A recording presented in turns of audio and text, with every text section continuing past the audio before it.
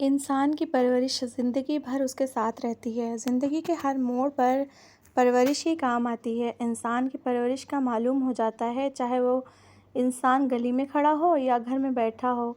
बात करने का अंदाज़ ही इंसान की शख्सियत में छुपी उसकी परवरिश की पहचान करा देता है। मेरा नाम भूमिका है। मेरा संबंध एक ऐसे घराने से था जहाँ बेटियों की शादी जल्दी कर दी जाती थी। मेरे पापा का अपना गाड़ियों का शोरूम था। मेरी मम्मी सोशल वर्कर थीं। घर में मेरी परवरिश करने के लिए सिर्फ मेरी एक बुआ थीं, जो दादा दादी के मरने के बाद हमारे ही साथ रहा करती थीं। मेरी मम्मी बुआ के साथ बहुत अच्छा व्यवहार रखती थीं, मगर बुआ मम्मी को हर समय बुरा भला कहती रहती थीं। पापा जब भी घर में आते तो आते ही उनको मम्मी की शिकायतें लगा देती थीं। कभी कभी पापा एक कान से सुनकर दूसरे कान से निकाल देते, तो कभी कभी मम्मी की शामत भी आ जाती थी। मम्मी जब इस बात का शिकवा पापा से करती तो पापा मम्मी को ये कहकर टाल देते कि एक दिन वो इस घर से शादी करके चली जाएंगी, बस कुछ ही समय के लिए सब्र कर लो। मेरी बुआ, जिनकी उम्र 41 साल हो गई थी, मगर एक बार तलाक होने के बाद उन्होंने दोबारा शादी नहीं की थी। पापा चाहते थे कि उनकी दूसरी शादी हो जाए, लेकिन बुआ की शादी नहीं हो पा रही थी। मेरे मम्मी और पापा को एक साथ देखकर उन्हें जलन होती थी। बुआ को हमेशा पापा से शिकायत होती कि हर समय या तो तू अपनी पत्नी को समय देता है या फिर अपने काम को। पापा ने मेरी जिम्मेदारी बुआ को सौंप रखी थी ताकि बुआ का ध्यान बटा रहे, मगर बुआ ने इस बात को भी अपनी अना का मसला बना लिया था। वो सब रिश्तेदारों को कहती कि मेरी भाभी तो इस काबिल ही नहीं है कि औलाद की ज़िम्मेदारी संभाल सके, तभी तो मेरे भाई ने मेरी भतीजी की ज़िम्मेदारी मेरे सर पर डाल दी है। मेरी भाभी को तो बच्चे पालना ही नहीं आते। बुआ ने मेरी परवरिश ऐसे की कि मुझे मेरी माँ के ख़िलाफ़ भड़का दिया था। बुआ हमेशा कहती कि तुम्हारी माँ तुम्हें समय नहीं देती, जबकि बाकी दुनिया के दिखावे के लिए दुनिया वालों की मदद करती रहती हैं। मैं अपनी माँ से जब इस बात का शिकवा करती तो वो कह देती, ये तुम्हारी बुआ सब झूठ बोलती हैं, मेरे ख़िलाफ़ भड़काने की उनकी साजिश है। भला अपनी औलाद से बढ़कर भी कोई प्यारा होता है? मैं तो उनकी दोनों की बातों से दिमागी मरीज़ बनती जा रही थी। मैं हर समय सोचती रहती कि कौन सच्चा है और कौन झूठा, मगर मैं दोनों को समझ नहीं पा रही थी। मम्मी और बुआ के झगड़ों ने घर में अजीब सी घुटन कर दी थी। मुझे कभी मम्मी से तो कभी बुआ से शिकवा रहता, क्योंकि इन दोनों के बीच लड़ाई झगड़ों ने मेरी ज़िंदगी बेरंग बना दी थी। मुझे दो नाव का मुसाफिर बना दिया था। एक दिन दोपहर का समय था, जब मैं अपने कमरे में बैठी पढ़ाई कर रही थी, तभी मेरी बुआ मेरे पास आईं और बोली कि तुम्हारी माँ तो तुमसे बिल्कुल मोहब्बत ही नहीं करती है। मैं बुआ की बात पर चौंक गई, क्योंकि इस समय इस बात का जिक्र करना कोई तुक नहीं बनता था। मैंने हैरानगी से सवाल या नज़रों से बुआ की तरफ देखा। बुआ कहने लगी कि तुम्हारी माँ को दुनियादारी की पड़ी है, मगर उसे तुम्हारी कोई भी चिंता नहीं है। तुम्हारे एग्ज़ाम शुरू हो रहे हैं, मगर तुम्हारी माँ को रत्ती भर भी परवाह नहीं है कि तुम्हारे साथ बैठकर तुम्हें कुछ तैयारी ही करवा दे। वो तुम्हें और इस घर को कभी टाइम नहीं दे सकती, क्योंकि सोशल वर्क के नाम पर वो बाहर जाकर अय्याशियाँ करती है। मुझे बुआ की बात पर हैरानी हुई। मैं कोई छोटी बच्ची नहीं थी कि मम्मी के रंग ढंग पहचान ही नहीं पाती। मम्मी क्या करती हैं यह बात मैं अच्छी तरह जानती थी, मगर मम्मी के लिए नफ़रत में वो क्या कर रही हैं उन्हें इस बात की जानकारी ही नहीं थी। मैंने बुआ को अफ़सोस से देखा और अपने काम में फिर से लग गई। मगर उस दिन मैं इतना तो जान गई थी कि बुआ जानबूझकर मुझे मेरी माँ के ख़िलाफ़ भड़काती हैं। मगर मैं अपनी बात साबित करने के लिए एक बार अपनी माँ से भी बात करना चाहती थी। शाम के समय जब सब खाने पर मौजूद थे, मैंने मम्मी से कहा, मम्मी, क्या आप मेरी खातिर अपना सोशल वर्क छोड़कर मुझ पर ध्यान नहीं दे सकती? पहले तो मेरी माँ मेरी बात पर चौंक गईं। उनके चेहरे से ऐसा लग रहा था जैसे मैंने उनसे उनका सब कुछ छीन लिया हो, उनके जीने की वजह ही छीन ली हो। मगर मुझे देखना था और इस बात को साबित करना था कि मेरी बुआ जो कह रही हैं वो गलत है या सही। मैंने मम्मी से दोबारा सवाल किया कि आप मेरी खातिर अपना सोशल वर्क छोड़ नहीं सकती? तो मेरी मम्मी मुस्कुराने लगी और कहने लगी कि तुम मेरी कुल दुनिया हो, मैं तुम्हारे लिए सब कुछ कर सकती हूँ।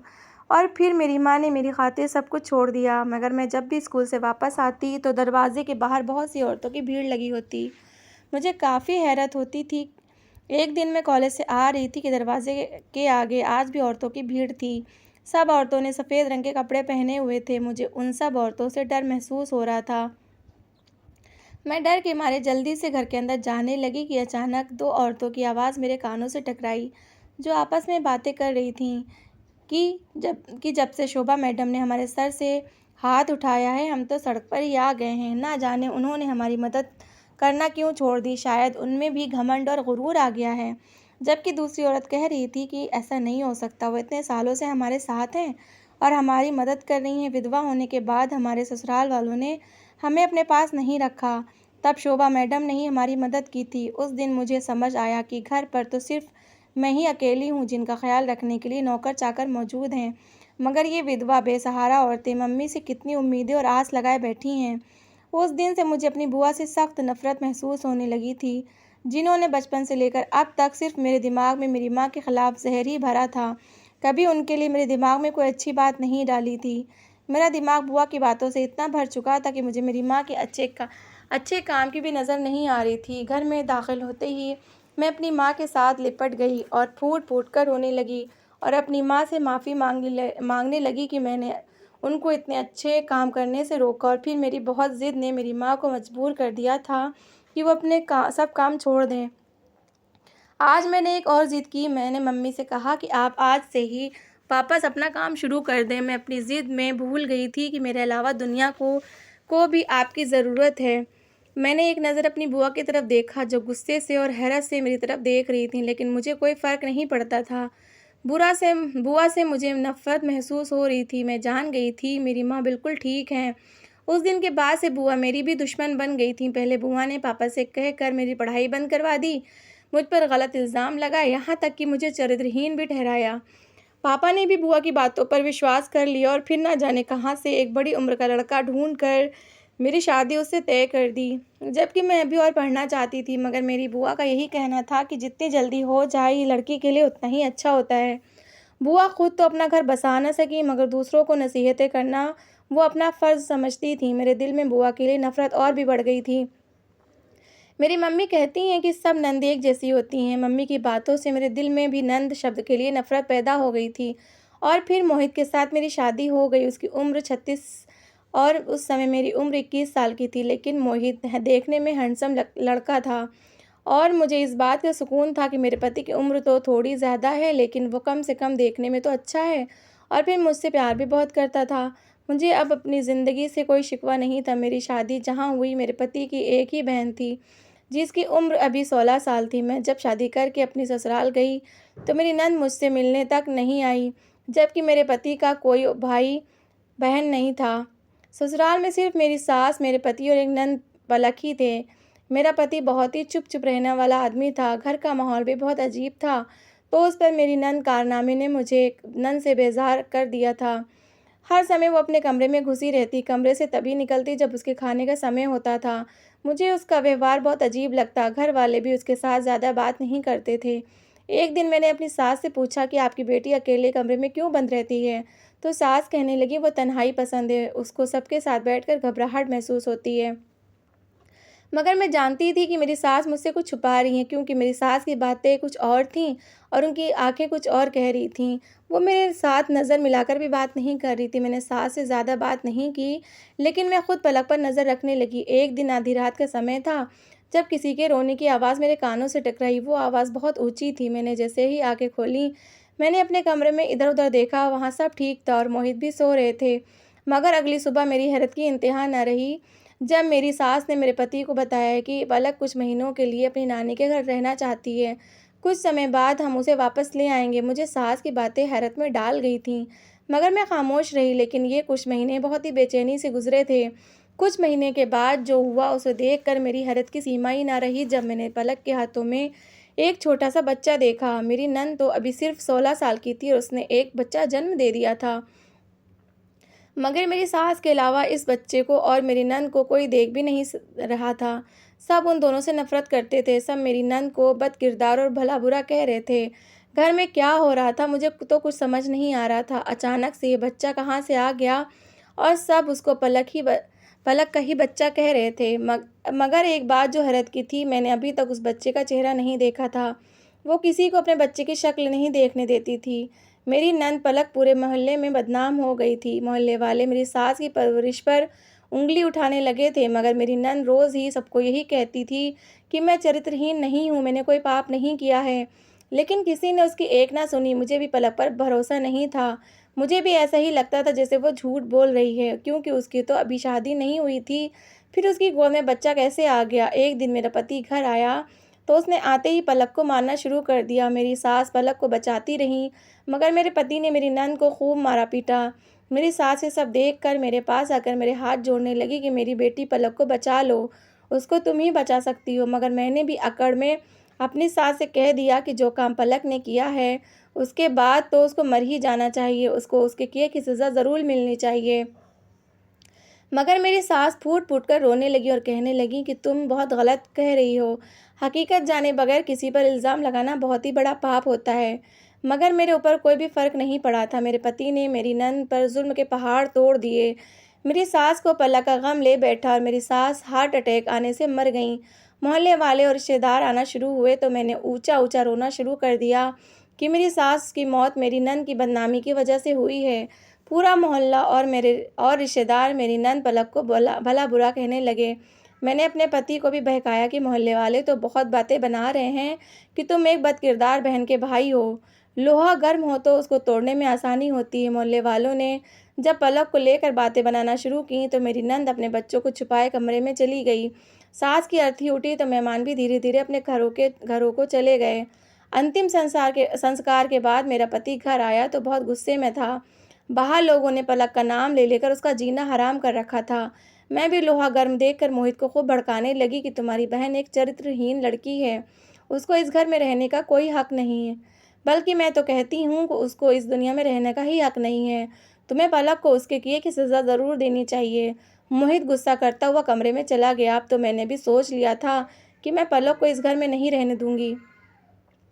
मैं पति के कमरे में जाते ही चुपके से पलक के कमरे में चली गई, जो अपने बच्चे को सीने से लगाए रो रही थी।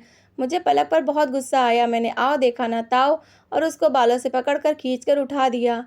मैंने अपनी नंद को कहा कि अपने आंसुओं को किसी और के सामने बहाओ। तुमने जो करना था वो तुमने कर लिया। अब मैं मुँह छुपाए घर के अंदर क्यों बैठी हो? हिम्मत है घर के बाहर जाकर सब लोगों का सामना करो। तुमने अपने भाई को कहीं मुँह दिखाने के काबिल नहीं छोड़ा है। वो लोगों के सामने सर झुकाकर चलता है। लोग उस पर उँगली उठाते हैं कि एक चरित्रहीन बहन को कैसे घर पर बैठा कर रखा हुआ है। मैंने पलक को खूब भला बुरा कहा, कहते हुए घर से निकाल दिया। पलक रोती रही, पर मैंने उसकी एक भी ना सुनी। अब मैं बहुत खुश थी। मुझे ऐसा लगा जैसे मैंने अपनी माँ का बदला पूरा कर लिया हो। मगर मैं भूल गई थी कि हर इंसान एक जैसा नहीं होता। हर किसी की अपनी मजबूरी होती है, हर किसी का अपना नेचर अलग होता है। वो मेरी बुआ थी और यहाँ मेरी नंद पलक है। मेरी माँ का बदला मेरी बुआ के साथ है, मगर मैं वो बदला अपनी नंद से क्यों ले रही थी? पहले मुझे खुद डर महसूस हुआ कि शायद मेरा पति मुझ पर गुस्सा करेगा कि तुमने मेरी बहन को घर से क्यों निकाल दिया। जब मेरे पति ने मुझसे पूछा कि पलक कहाँ है, तो मैंने उसे साफ शब्दों में कह दिया कि तुम्हारी बहन को मैंने घर से निकाल दिया है। जब तक वो इस घर में रहती, तब तक बदनामी का कारण बनती, तभी मैंने उसे घर से निकाल दिया है। मुझे लगा मेरा पति मेरी बात सुनने के बाद मुझ पर बरस पड़ेगा, मगर पति का रवैया मेरी उम्मीद के खिलाफ बिल्कुल उलट था। जब मेरे पति ने कहा कि तुमने बहुत अच्छा किया है, ऐसी लड़कियों को तो जिंदा गाड़ देना चाहिए, मगर अगली ही रात मुझे घर में कुछ अजीब सी हलचल महसूस होने लगी। मैं सारा दिन घर के काम करती, पर रात होते ही पलक के कमरे से सिसकियों की आवाज़ आती। मुझे लगता कि शायद ये मेरा वहम है, क्योंकि पलक तो कमरे में है ही नहीं। मैंने तो उसे कब का निकाल दिया है, मगर फिर भी मुझे ये आवाज़ें सुनाई दिया करती थीं और मैं इसे अपना वहम समझती रही और उसे भूल जाती थी। लेकिन अब मुझे डर लगने लगा था, क्योंकि वो कमरा तो खाली था। इस बार जब पलक की सिसकियों की आवाज़ आई, तो मैं पलक के कमरे की तलाशी लेने गई, मगर वो कमरा तो बिल्कुल खाली था, वहाँ तो कुछ भी मौजूद नहीं था। धीरे-धीरे मेरा डर बढ़ने लगा। मैं सारा दिन तो काम-काज में लगी रहती, मगर पति के आते ही जल्दी से अपने कमरे में चली जाती। मैं बाहर रात के समय बहुत कम निकलती थी। मेरी हरकत मेरा पति भी देख रहा था, मगर कुछ बोलता नहीं था। एक दिन और पलक के कमरे से दोबारा रोने की आवाज़ आने लगी, तो मैं डर के मारे एकदम से कमरे में आ गई। मेरे चेहरे की उड़ी हवाइयाँ देखकर मोहित एकदम से चौंक गया और कहने लगा, क्या हुआ? ऐसी डरी सहमी क्यों हो? तो मैंने मोहित को सारी हकीकत बता दी। मोहित मेरी बात सुनते ही चौंक गया और कहने लगा, ये तुम्हारा वहम है, ऐसा कुछ नहीं है। पलक का कमरा तो उसके जाते ही बंद हो गया था और उसके बाद वहाँ तो किसी के रहने के आसार ही नहीं थे। मैंने खुद अपनी आंखों से कमरे में जाकर चेक किया था, लेकिन मैंने महसूस किया कि मेरी बात सुनने के बाद मेरे पति के चेहरे से भी परेशानी झलक रही थी, जैसे कि उसे मेरी बात की बिल्कुल भी उम्मीद ना हो। मगर फिर भी मेरे पति ने मुझे दिलासा दिया और मुझे समझाकर खुद सो गया। लेकिन मैं उस रात सो नहीं पाई। मुझे थोड़ी-थोड़ी देर बाद अपने कानों में रोने और चीखने की आवाज़ें सुनाई दे रही थीं।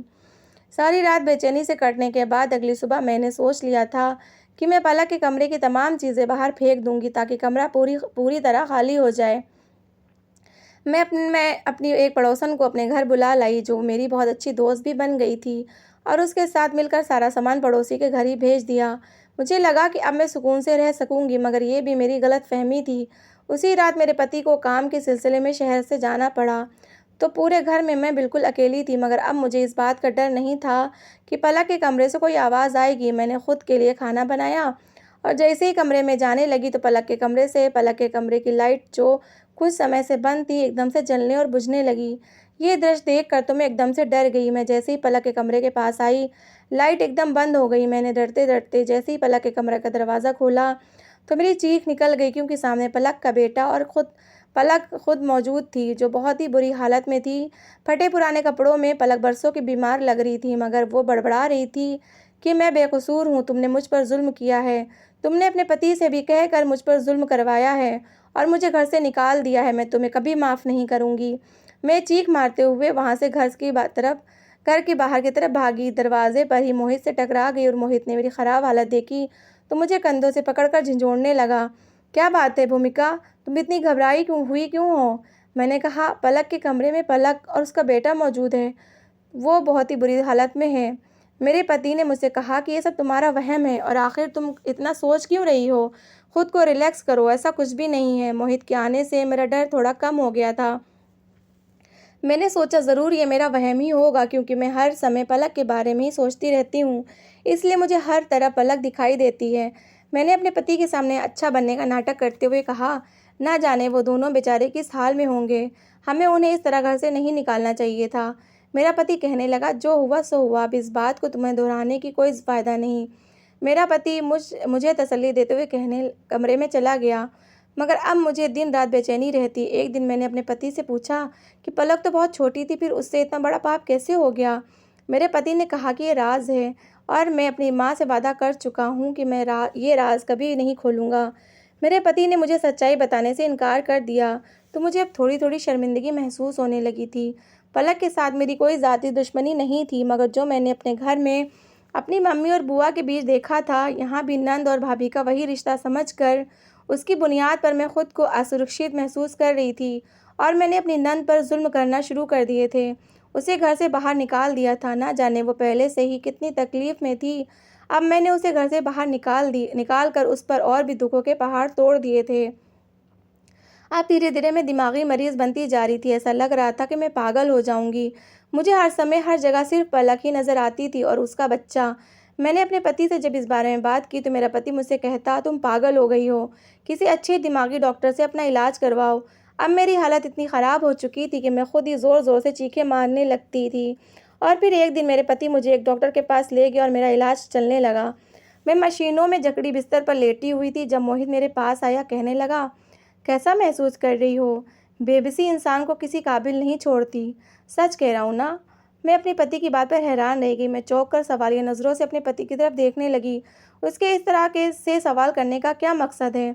वो एकदम ज़ोर से हंसने लगा और कहने लगा, काश मुझे अपनी बहन की हकीकत पहले मालूम होती तो कभी तुम जैसी झूठी और चालाक औरत के हाथों रुसवा ना होता। मैं अपने पति की बात करने के अंदाज़ पर हैरान रह गई। मेरे पति ने कभी मुझसे ऐसे बात नहीं की थी। उसने तो हमेशा मेरे साथ मोहब्बत से बात की थी। मैंने अपने पति से पूछा, क्या हुआ है? तुम्हें ऐसे क्यों बात कर रहे हो? तो वो कहने लगा, तुम तो ऐसे देख रही हो जैसे तुम्हें कुछ पता ही नहीं है। मेरे पति ने कहा कि मैं नहीं जानता तुम किस मकसद के लिए हमारे घर आई थी, मगर मैं इतना जानता हूँ कि तुम्हारी वजह से हमारा हंसता बसता घर बर्बाद हो गया है। जब से तुम आई हो तब से हमारी खुशियों को नज़र लग गई है। बड़े बुजुर्ग बिल्कुल ठीक कहते हैं कि एक औरत ही घर को संवार सकती है और एक औरत ही घर को बर्बाद भी कर सकती है। तुमने मेरी बहन के ख़िलाफ़ मेरे अंदर गलतफहमी को और भी ज़्यादा बढ़ा दिया ताकि मैं अपनी बहन पर जुल्म करूं, और मैंने ऐसा ही किया। अगर मरने से पहले मेरी माँ मुझे सच्चाई ना बताती तो आज भी मैं तुम्हारी बातों के बहकावे में आ जाता। वो तो भगवान की कृपा है कि समय रहते ही मुझे हकीकत पता चल गई। मेरा पूरा शरीर अपने पति की बातों पर काँप रहा था। मेरा दिल घबराने लगा। मैंने जब अपने पति से पूछा कि पलक गुनहगार नहीं है, तो मोहित ने अपनी आंखों से आंसू साफ किए और कहा कि मेरी बहन तो बिल्कुल पाक साफ थी। उसके साथ वो जुल्म हुआ था, मगर हमारी बदनामी ना हो जाए इसलिए अकेली सब कुछ सहन करती रही। मैं आंखें फाड़े अपने पति की तरफ देख रही थी, उसकी बातें सुन रही थी, मगर पलक की हकीकत जानकर मेरे सर पर आसमान टूट पड़ा।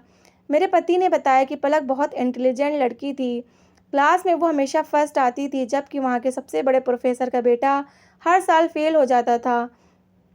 प्रोफेसर जिसका एक पिता के समान समझा जाता है, जिसका स्थान सगे बाप से भी ज़्यादा रखा जाता है, लेकिन कभी कभी वही अपना महत्व भूल जाता है और इंसानियत से गिर जाता है। पलक बहुत ही मासूम थी, मगर उसके प्रोफेसर ने बार बार उसको फेल करना चाहा।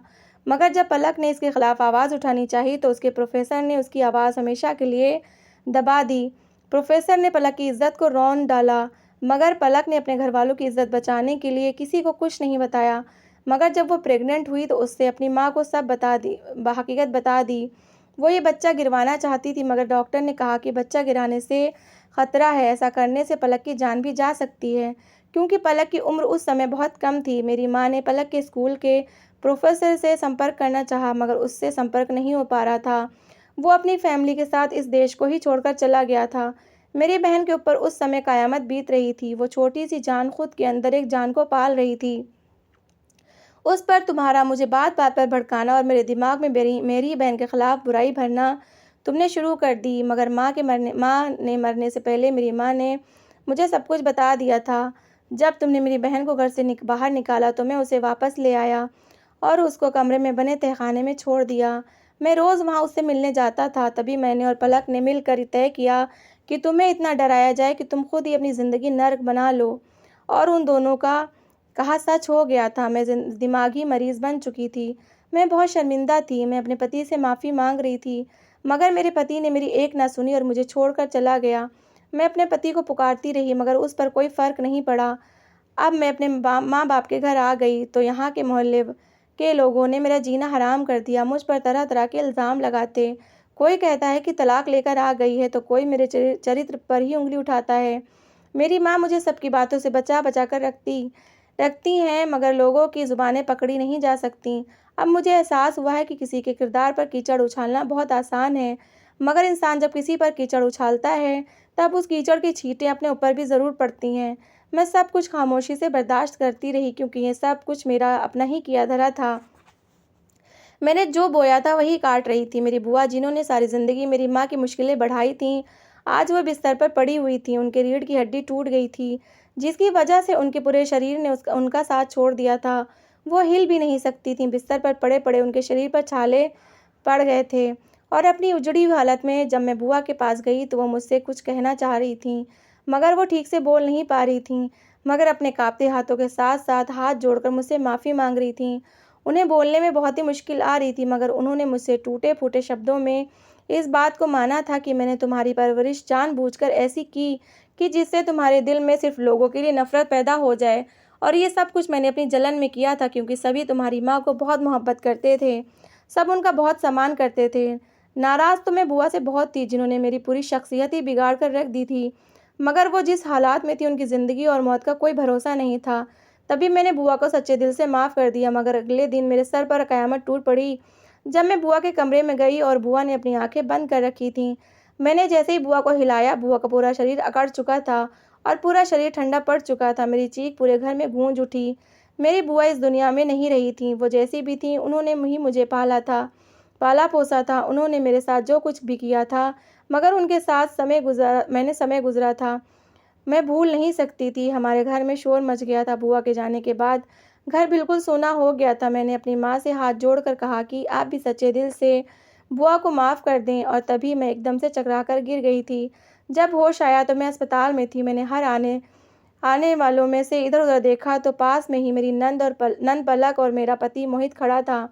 मैंने हैरत से दोनों की तरफ देखा। पलक मुस्कुराती हुई मेरे पास आई और कहने लगी, मुबारक हो भाभी, मैं बुआ बनने वाली हूँ, और आप मम्मी, और मोहित भैया पापा। ये सुनकर मेरी तो आंखें भी फैल गई थीं।